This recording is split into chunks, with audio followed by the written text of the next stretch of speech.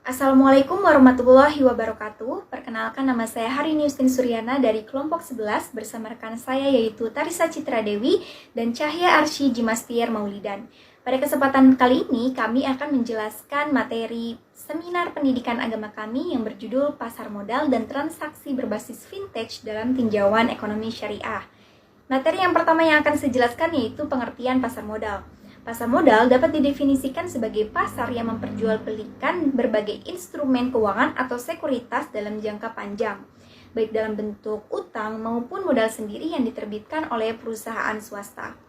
Sederhananya, pasar modal itu berkaitan dengan permintaan dan penawaran efek yang dapat dikategorikan sebagai hutang dan ekuitas seperti obligasi dan saham, sertifikat atau pencatatan elektronis, dan penyertaan kontrak investasi kolektif seperti reksadana, kontrak berjangka atas efek, dan setiap derivatif dari efek.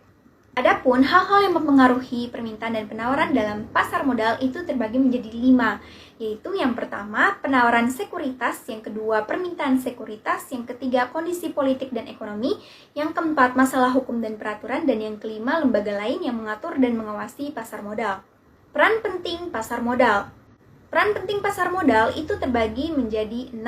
Yang pertama, memobilisasi tabungan untuk investasi. Hal ini berkaitan dengan pengalokasian sumber daya yang lebih rasional, di mana dana yang telah ditempatkan di pasar modal nantinya akan dimobilisasi dan diarahkan untuk mempromosikan perdagangan dan industri. Yang kedua, retribusi kekayaan. Pasar modal dapat digunakan sebagai alat untuk mengurangi ketidaksetaraan pendapatan karena memberi kesempatan kepada masyarakat untuk menjadi pemilik saham dari sebuah perusahaan. Yang ketiga, itu ada menciptakan peluang investasi bagi investor retail. Maksudnya, bursa saham memberikan sumber pendapatan tambahan bagi investor retail. Yang keempat, meningkatkan modal pemerintah untuk proyek pembangunan. Maksudnya, pemerintah pusat dan pemerintah daerah itu bisa menerbitkan saham dengan bentuk obligasi yang dapat dijual untuk membiayai proyek-proyek strategis pemerintah. Jadi, nantinya jika sumber dana dari penjualan obligasinya sudah cukup, maka pemerintah tidak perlu lagi meminjam dana ke negara lain lagi. Yang kelima, pengendalian manajemen perusahaan. Maksudnya, bursa efek juga berperan sebagai pengawas pasar agar pasar bisa bekerja secara efisien, adil, dan transparan. Dan peran pasar modal yang terakhir yaitu sebagai barometer perekonomian. Jadi, apabila aktivitas pembelian dan penjualan di pasar modal itu meningkat atau padat, maka dapat disimpulkan aktivitas bisnis dan perekonomian perusahaan pun akan berjalan dengan baik. Begitu pula sebaliknya. Perkembangan pasar modal di Indonesia. Secara historis, pasar modal atau bursa efek didirikan oleh pemerintah Hindia Belanda di Batavia pada tahun 1912 atau sebelum merdeka. Tujuannya adalah untuk kepentingan pemerintah kolonial atau VOC.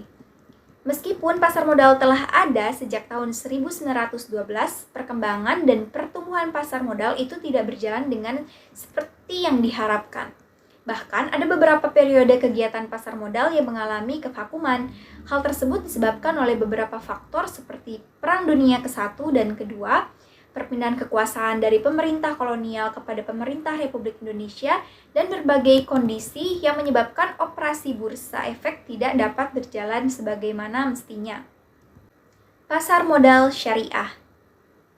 Menurut Undang-Undang Nomor 8 Tahun 1995 tentang Pasar Modal atau UU PM, pasar modal syariah adalah kegiatan dalam pasar modal yang produk dan sistem transaksinya itu tidak bertentangan dengan prinsip-prinsip Islam yang bersumber dari Al-Quran dan Hadis. Kemudian, para ulama melakukan penafsiran dari kedua sumber hukum tersebut yang dinamakan ilmu fikih.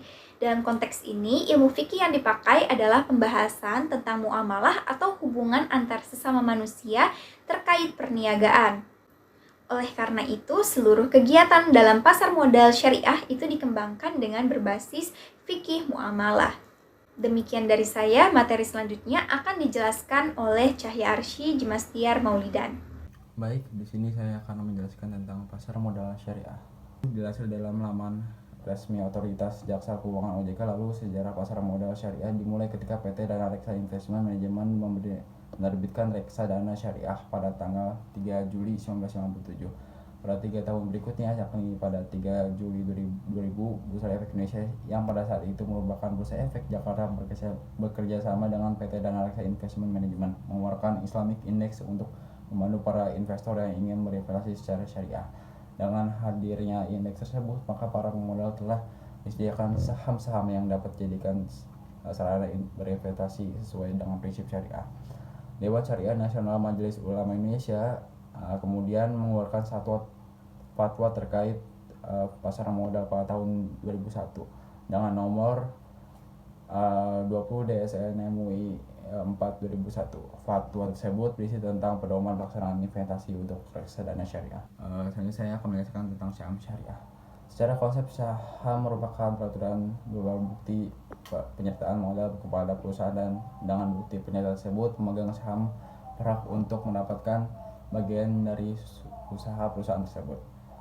Suatu saham dapat dikategorikan sebagai saham syariah jika saham tersebut diterbitkan oleh yang pertama itu emiten dan perusahaan publik yang secara jelas menyatakan dalam anggaran dasarnya bahwa kegiatan usaha emiten dan perusahaan publik tidak bertentangan dengan prinsip-prinsip syariah.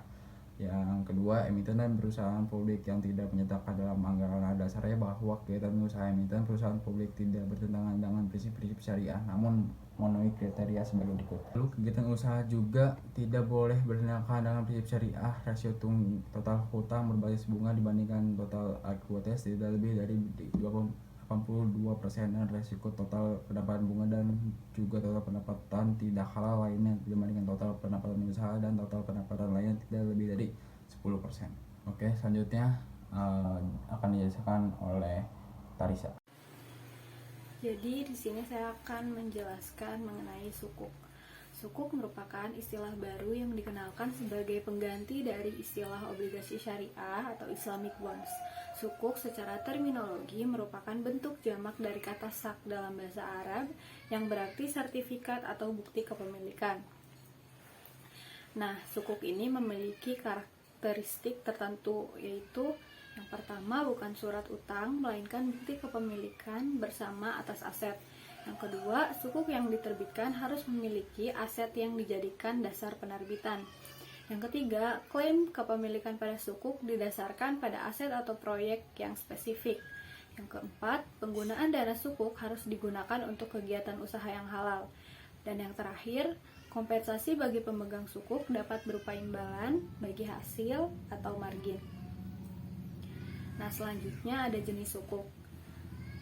Jenis-jenis sukuk yaitu yang pertama ada sertifikat salam, sertifikat kepemilikan dalam aset yang disewakan, sertifikat kepemilikan atas manfaat, sertifikat murabahah, sertifikat musako, sertifikat muzaroah, sertifikat mugharasa, sertifikat musyarakah, dan ada yang terakhir yaitu sertifikat istihna.